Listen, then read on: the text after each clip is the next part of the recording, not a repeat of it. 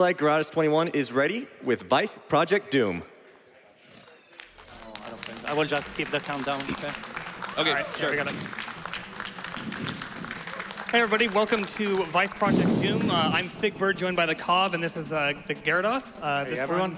Getting ready for this. Hope you're all excited. Let's get this going. Okay, 3, 2, oh sorry. Because disappear first.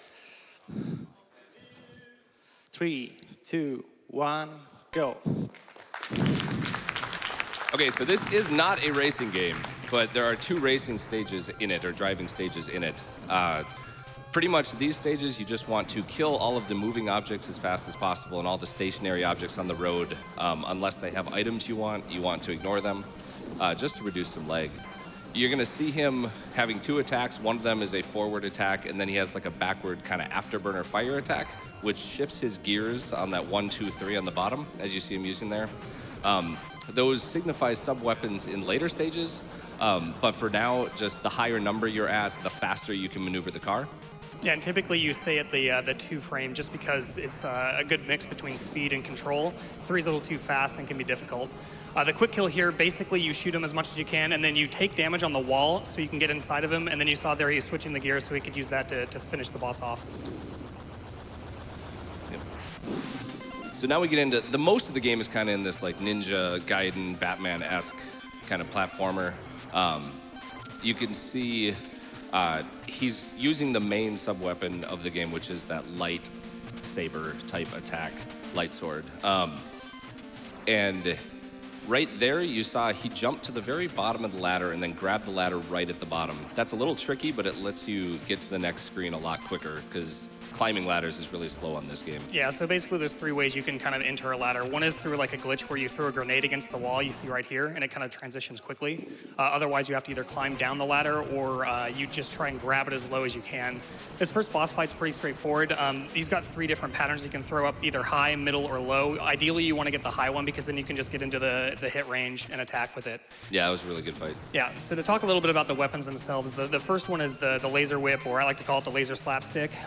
Essentially, it's kind of like the sword Ninja Gaiden. It just has a good arc. It can hit things behind you, and it's one of the main things. However, to use it, you want to be in the air or any other thing, because if you are standing on the ground, you will stop to do so. Nice damage boost. And yeah, so there was also a damage boost. I forgot to mention that one. But so with the laser whip, you want to be in the air when you use it, as well as instead of mashing, you're actually trying to get like good cadence, because the slashes have individual amount of time between them. And this actually becomes important for the bosses, because the bosses have varying degrees of lag that kind of happen. So the timing that you would use for each of the individual ones can be a little different. And most of the boss fights will be a grenade throw, and then you want to get into a spot where you can slash here, and you just time those slashes as best you can, and then nice fight. You basically do it. So this was pretty close to a perfect fight there. Yeah, so the other weapons, you won't see much of it, but the gun is the second weapon. It's a very short-range projectile, but every once in a while you'll throw that out there to hit an enemy that's right in front of you, that kind of thing. And then the other weapon is the grenade. And what's cool about the grenade is it actually creates like an area that deals damage for a little while. So you can kind of see that enemies will sometimes run into it, and it is one of the main weapons for ranged combat.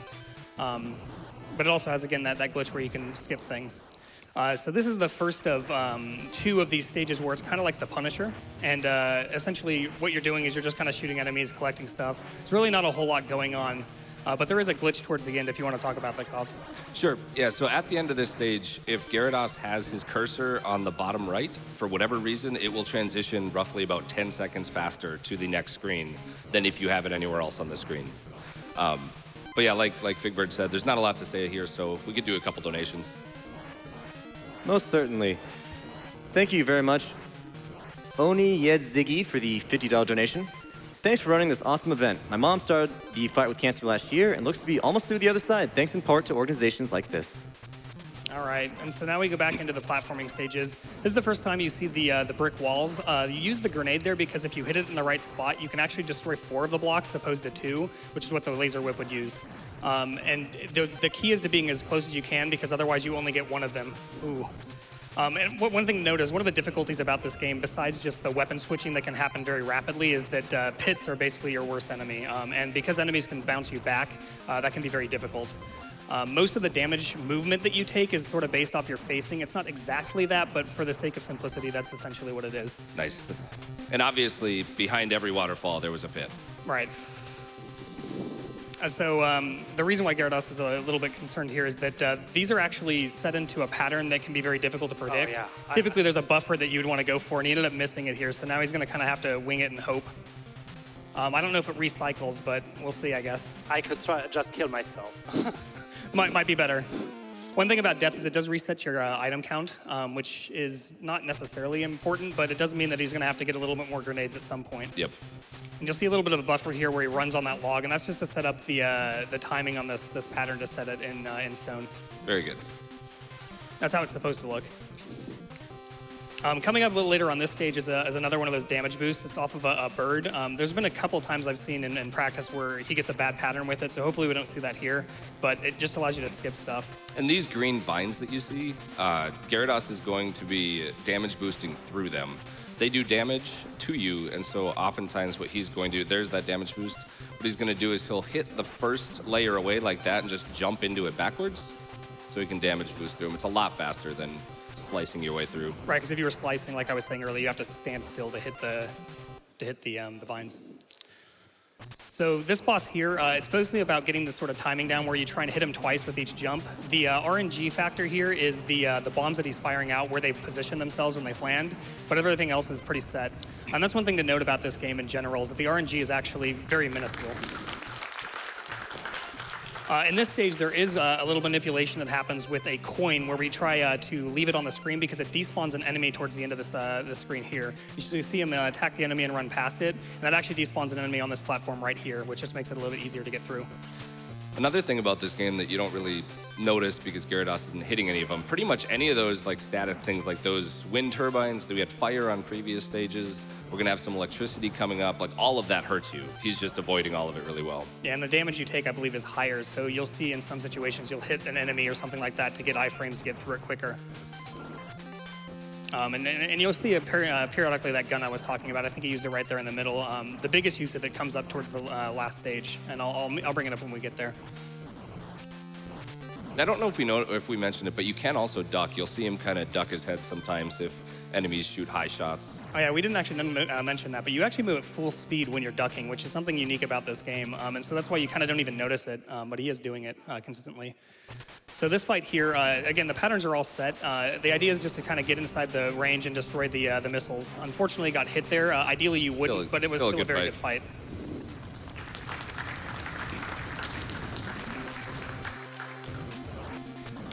All right, so this is a train stage. One of my favorite parts about it is that the background in this game, or stage, is very, very Ninja Gaiden 2-esque. In fact, I think it's a straight rip, which is pretty cool. But it is, if I recall, a fairly difficult stage just because of the birds flying around. And of course, birds being birds are jerks and everything that is NES. Yeah, this is definitely probably one of the 2 harder stages in the game, or screens. Went pretty well, though, which is good. So in this stage, we get to see one of the newest pieces of tech in the game, which is a zip. And there's actually 3 places you can do it, but in this route, we're only going to probably see one of them. Essentially, the way it works is if you jump into the corner of a wall, you can kind of get pushed into it. And there's a little glitch that happens when you hold select and jump, which will allow you to actually jump a little bit higher. And mixing that with the fact you can get into the wall, you get just high enough to where when you hold down, you'll actually zip up the wall. And you'll see it right here. There we done, go, dude. nice. First try. Nice. Besides that, this stage has a little bit of a hazard with the water, and it kind of works where the direction sort of pushes you where you're going. So ideally, you want to stay on the water when it's going towards you. It also makes this boss fight a little bit trickier because you can't just sit next to him and slash. You actually have to keep a track of where you're at. But it was a good fight nonetheless. Yeah, we saw those ducks when they were at the bottom in the boss shot. He was ducking under the shots. That was really good. Now this stage has a lot kind of going on in general, but it's kind of considered an easier stage because you just kind of came out of a more difficult one. So it's kind of like a relaxing thing, even though it's a very difficult stage still. You'll notice that some enemies actually take 2 hits, but luckily the grenade can hit twice. So you'll oftentimes see that being used to defeat them, like these little tire throwers. And again, you'll see the catch on the bottom of the ladder to speed that up. I totally thought those were bolts. I see tires, I'm just saying. I thought they were gears. There you go, see? He's We a all have our own robot, thing. yeah. Yeah, so again, a lot of the trick to this game is just being able to consistently switch between weapons. Also, this is the only ladder you climb. There's no way to set up an easy glitch on or anything. But yeah, so being able to switch weapons becomes more pertinent later in the game, towards the later stages. This boss fight is fairly easy. You just kind of get underneath him and stay inside of a safe zone and just slash, so it's pretty easy, pretty straightforward.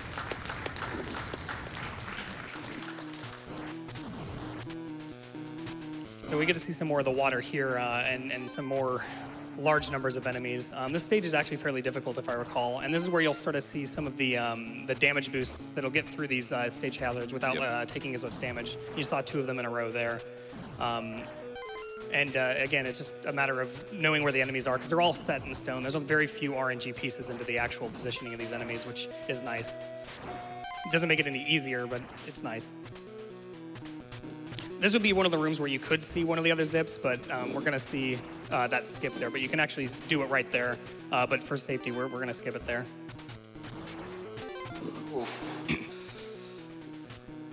And then in this stage is the final zip that could be done. Basically, you get a 1 chance off of that enemy to boost into the wall, which is why it's not being done for the marathon. Yeah, that one is ridiculously hard to do. Yeah.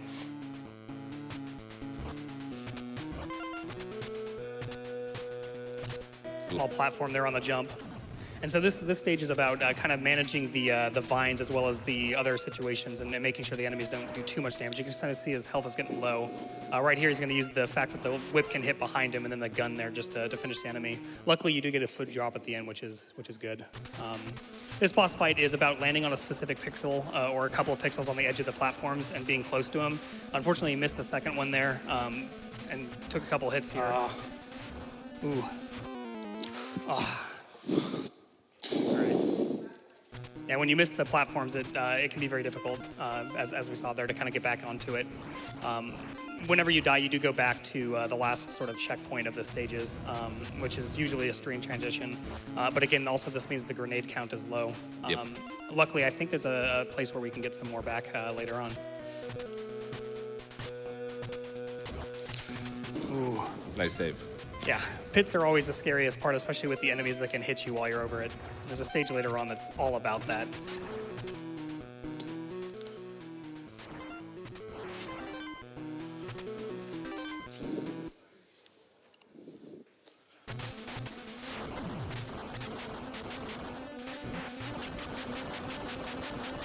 Nice. There we go. That's how it's supposed to look.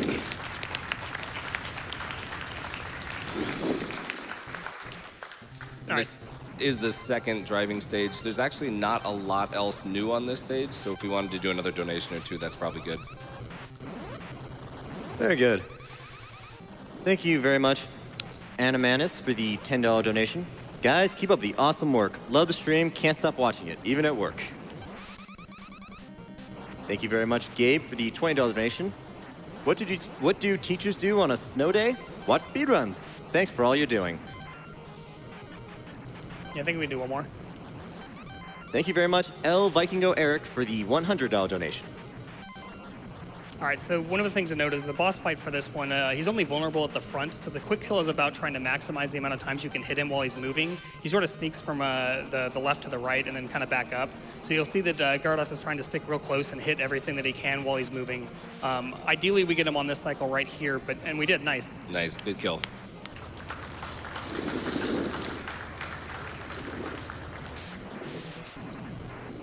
And so we're getting to the last stage here, and this is another auto-scroller, but like a lot of other kind of games on the last stage, you don't get your health back as you go from stage to stage. So Garadas is actually trying to kill things here as quickly as possible to keep his health up. Other than that, and the same trick where you can put his cursor at the bottom right at the end, this is just like the other auto-scroller, so we can get another couple more donations in. Very good. Thank you very much, Moshing Homer, for the $50 donation. Thanks for this event. 3rd time watching, 1st time donating. Shame on me. Keep going, guys.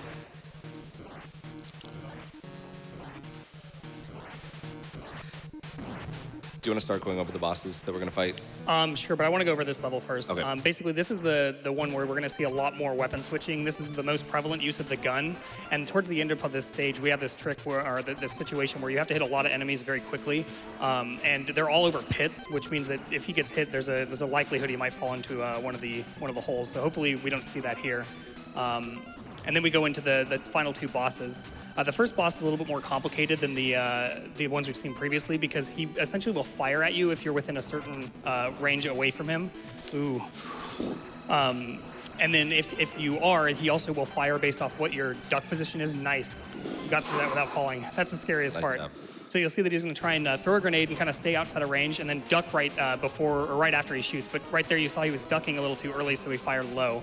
So ideally we get into his range and hit him.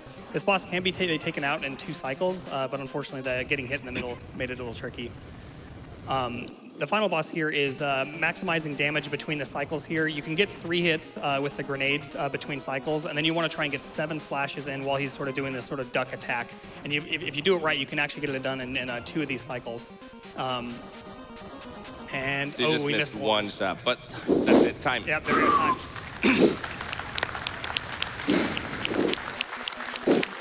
15:26.8. Well done. And that cannot be underestimated how difficult Yeah. this game is. So No, that is a crazy time in a relay. Holy cow. Yeah, stage 9 was really painful, but yeah, we got through it. I was more scared by the last boss, but we got through it pretty well. So thank you very much. This was Vice Project Doom. Coming up next, we have the 1 player 2 controllers race, so stay tuned.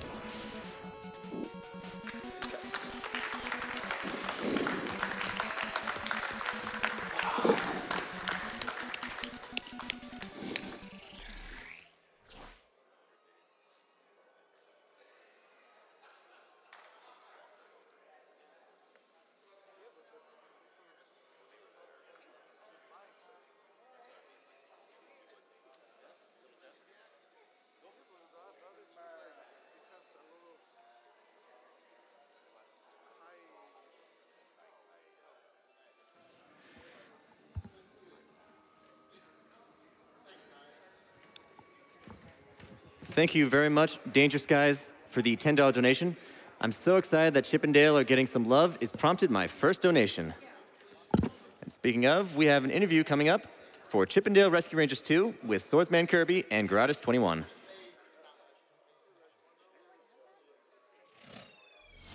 Correction, I am here with Lack Attack, who after Rescue Rangers 2 is going to be running Doki Doki Panic, which is infamous for being the Japanese version of the release of Sonic the Hedgehog 14. That's incorrect. Super Mario Bros. 2.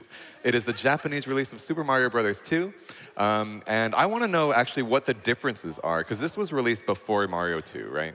That's correct. So the game was released by Fuji TV and Nintendo. They collaborated for this event that they had in Japan called Yume Kojo. And so they made the game separate from Mario 2, and there are tons of differences. We'll highlight most of them throughout the run. The main one is that you can't run. That's a huge part of Mario 2. It is, and so Doki Doki Panic is quite a different challenge. Yeah, interesting. Did you run Mario 2 in the past? I have. I ran it before Doki Doki Panic. Yeah. And we, a couple friends and I decided to do a race of it, kind of a blind race. And I just really liked the game. Yeah. I liked the charm and the differences. I thought it was really fun, and so I decided to pick it up as a speed game. As soon as you stepped in, did you kind of feel that difference without being able to run? Oh yeah, I mean, in 1-1 immediately you find Yeah. that you can't make certain jumps without being able to run, and, Right. and certain jumps later you just can't get the height, and and just timing's different. So Yeah. it's a lot different. Got it, cool.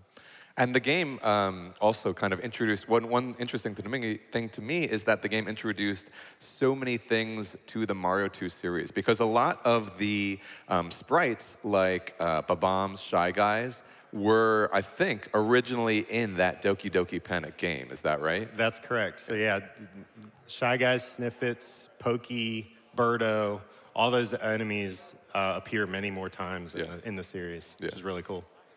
What would you say are the scariest parts of the run? So there are a few levels. There's a wrong warp in 1-3 that is also able to do in Mario 2. And then worlds 5-3 and 3-3 and 4-2. Those are very difficult just because of the not being able to run. You have to play a lot more, and 4-3. You have to play a lot more 4-3. 5-3 is just a very long stage. There's actually a new boss, a different boss in Doki Doki Panic that you do not see in Super Mario 2. What's his name? We'll just Okay. we'll let the crowd find out. Yeah. I'm very curious. I know you want to wait until the run itself, but I want a couple teasers for kind of just what other differences there might be from the game. Because I know from Mario 2. Because I know in Mario 2, I'm just thinking, like I've seen that run so many times at this point, and I can just imagine like being able to run and make all these skips across, say, the different albatrosses, like the birds flying in the sky. Would you say that Doki Doki Panic not being able to run adds a lot of challenges that Mario 2 doesn't have? I think it's just different challenges. Yeah. Like the skips you're talking about in 6-2 they're difficult, but if you want to go as fast as possible in 6-2, there's actually a way you can ride one of the enemies across. And that's just a different challenge. Yeah. As far as other fun kind of differences, the boss sounds are really cool. They're just different. It's kind of an agonizing scream as opposed to the playful scream in Mario 2. And the waterfalls. I would definitely look out for the waterfalls. Nice. So despite Lack's prowess in Mario 2 and Doki Doki Panic, one thing he's most well known for is actually his Zelda 1 speedrunning. So I wanted to talk to you a little bit about that. Could you tell us just a bit about your history with Zelda 1 speedrunning and kind of where it's at right now? Sure. So I started speedrunning Zelda 1 in May of 2013 after watching Jay Profit and Breakdown do a race at GDQ. And I said, I could do that. So I picked it up and took it to where it is today. And with the help of the community, been able to push the time down in the main category to 28:26 as of August 8th of this year. And so I've been playing through a lot of the other categories, trying to improve my times in each one. Meanwhile, is there anyone that's going for the main record you hold most dear? Well, that would be the extreme challenge. No, that would be any percent no up A. The challengers are RC Drone, who's a 28:36. And he's been doing a lot of attempts, so he's very close. BTs and Cantaloupe Me and JSR just got a 28-minute time, so he's going down. Gotcha. Eunice is there. Cananophone is under 29 minutes as well. So there's a lot of contenders. So Yeah. I'm excited to see who jumps up and takes it. Are you going to try and just like let someone take it and then take it back, or do you want to defend it and not even let anyone claim the crown? Well, I did runs last week, so Yeah. I think trying to see what I can do. If someone takes it, I'll definitely go after it again. But we'll just have to see. Cool. One awesome thing that you've been doing lately is, and you might have actually completed this by now, is you made a set of speedrunning goals that you wanted to accomplish. And I've seen a lot of people certainly kind of have a goal for a particular game, get that done, and then kind of just decide, okay, what do I do next? But you went a lot more comprehensive than that. You wanted to say, okay, I want to target these games, I want to get these times in each of the games, and so far you've been doing it. Can you tell us a bit kind of about why you started up on that and how it's been going? Sure. So I first made like a list of games that I wanted to conquer in September 2016, I believe, and I called it Super September. And I'd speedrun a lot of games that had the word super in them. So Super Mario Brothers, Super Adventure Island 2 is another one. But I did those and said that was really fun to kind of set a list of times that I wanted to get. And so I took that to other games. So I've made 2 goals lists so far. The first one, I didn't complete all of them, but I completed all but one. And the current one I'm working on is I've done 10 of the 12. And I picked games that are fun and that have a large community. And just games that I wanted to say, I have a good time in this game. Yeah. And so I picked really challenging ones like Rockman 2 and decided I wanted to beat my Zelda 1 PB. And so I ended up pushing my time down to 28:17, and that was really, really difficult. And that's a solid time. The world record is somewhere in the 26 range. Yeah, 26:37, Yeah. I believe. So it's, it's respectable. Actually asked Darkman what my goal time should be. Yeah. And he said, I said, what would earn the respect of Darkman? Yeah. And he said, if you cut your Zelda one time, that would earn my respect. Nice. So, That's a good that's goal. what I set it as. So some goals have been really challenging. I've got 2 left, Yoshi's Island, Super Mario Odyssey. So games that span, all the consoles. Yeah. And just all kind of different challenges. So I've really enjoyed it. I've seen other people do it. I make spreadsheets and kind of chart my progress so people can. That's fun. People can check in. I watch other PBs of kind of around the goal time, and I break down their splits, and I look and see where my splits kind of measure up to them and where I can improve, and so that's how I tackle that. Got it. Very cool. Yeah, I love that idea. I'd love to see more people doing it. I think that about wraps us up. Thank you so much for joining me. So coming up next, we have Chippendale Rescue Rangers 2, 1-player, 2-controller co-op race. After that is going to be Lack Attack playing Doki Doki Panic. If you see that in the schedule and think, what is this game? I'll just skip it. No, it's going to be great. If you love the Mario series, remember this is a precursor, kind of a previous version of Super Mario Bros. 2, so it is a huge inspiration of the series. Check it out. First, we have Rescue Rangers 2 coming up next.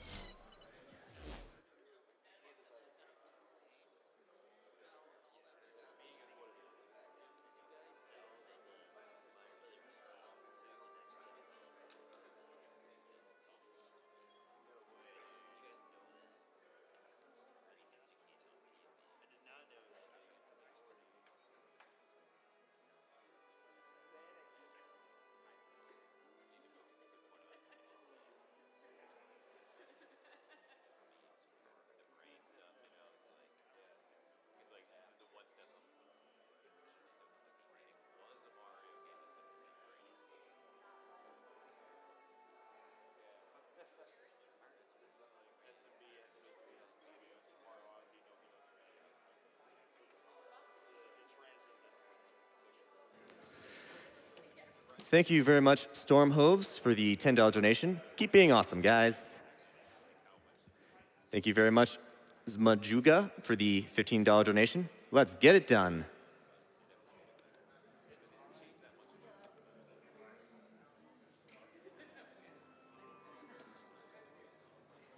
Thank you very much, Yeti Fox, for the $50 donation. Shouts to Wolfman. Glad to see you having fun and sweet moves out there.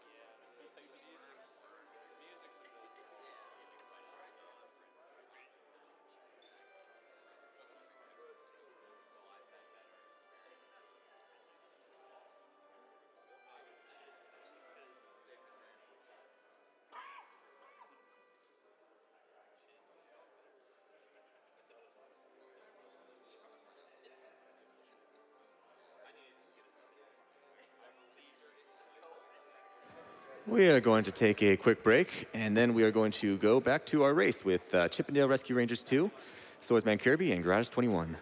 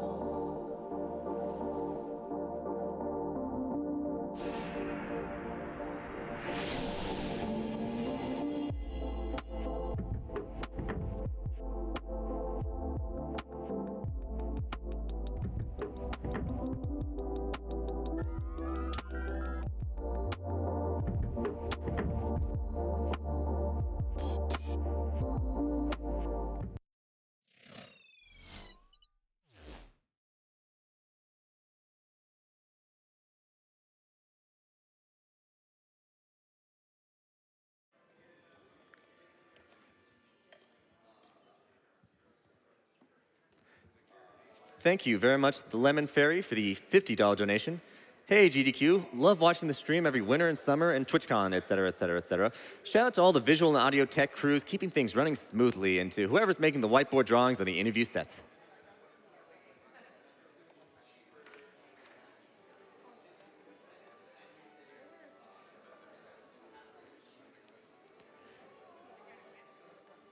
Thank you very much, Iggy Zig, for the $5 donation. I've been playing Bomani in the arcade all night, but I managed to get to the stream room because Nest Block is the best block. Best of luck, everyone.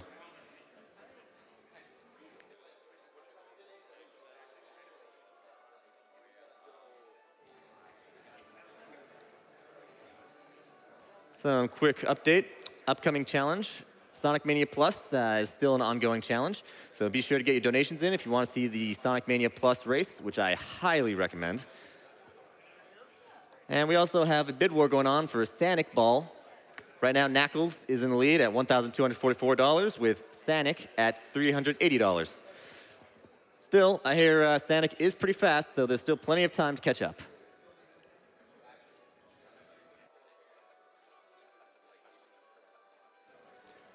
And looks like we're about ready for Chippendale Rescue Rangers 2 with Swordsman Kirby racing garadas21. 2 players, or 1 player, 2 controllers.